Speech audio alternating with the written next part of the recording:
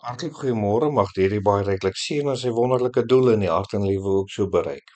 Nou lieve vriende, die rooibok lammers is bekend vir hulle ongelooflike aanpasbaringsvermoë en radsheid in die bosveld. Hulle word in die vroeë somer gebore en vorm binne dae 'n dinamiese kleuterskole binne die trop om hulle kanse teen roofdiere te laat oorleef. Gehoorsaamheid is egter die sleutelfaktor om te oorleef. Ook die vermoë om te sien en na te boots, soos wat hulle by die meer volwassenes leer, hoe om te reageer in tye van gevaar. Die spronge in die weghardloop word geoefen, sodat wanneer daar roofdiere sou kom, hulle dan ook sou weet hoe om te reageer dan. So, liewe vriende, is dit ook vir ons as kinders van die Here baie belangrik om gehoorsaam te wees. En het die Here ook vir ons sekere strukture gegee waarin ons gehoorsaam moet wees. Daar is ook sekere dinge wat in ons lewe gebeur waar die Here wil hê waar ons gehoorsaam moet wees, sodat ons geestelik kan groei. Soos wat ons nogal sien in die lewe van Josua ook, hoe hy gehoorsaam was en hoe sy gehoorsaamheid daartoe gelei het, dat hy besondere seën beerf het.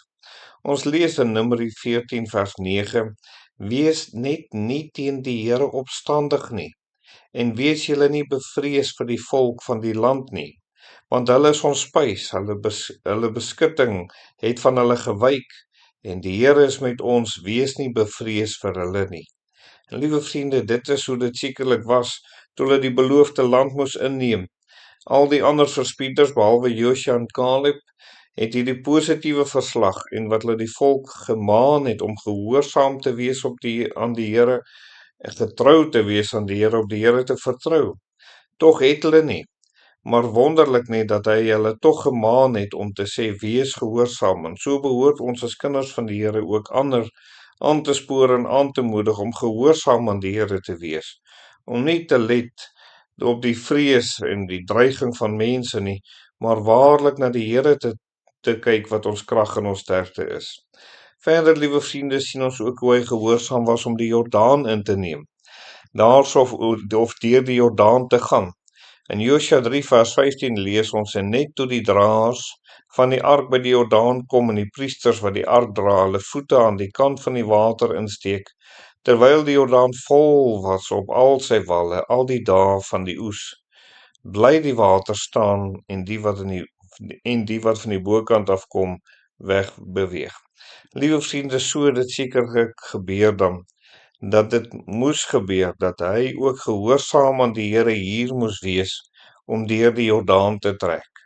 Elke kind van die Here kom op 'n plek waar die Here ons daartoe lei, om die beloofde land in te gaan, om sekerlik die tweede genadewerk te ervaar in ons lewe, bewus te wees van 'n tweede dieper werk in ons lewe, waar die Here ons harte reinig en ons gevul word met sy gees. Hierdan moet ons sekerlik aan die Here ook gehoorsaam word.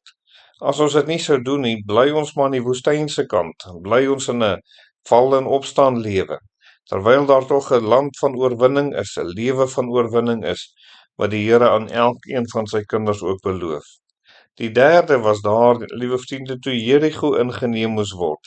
Ons weet van die val by Ai, maar hierso moes Josua ook net soos die res van die volk gehoorsaam wees aan die Here, sodat Jerigo ingeneem word. Verskeie opdragte word aan hulle gegee, om te verseker dat Jerigo ingeneem sou word.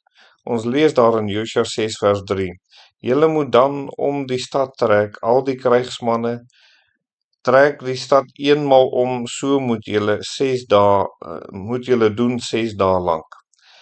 En 7 priesters met 7 ramshorings voor die ark moet op die 7de dag moet julle die stad 7 maal omtrek en die priesters moet op die horings blaas.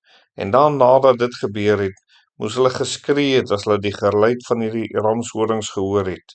En dan waar die muur ingeval het reguit voor hulle uit, daar moes hulle sekerlik dan nou ingeneem het.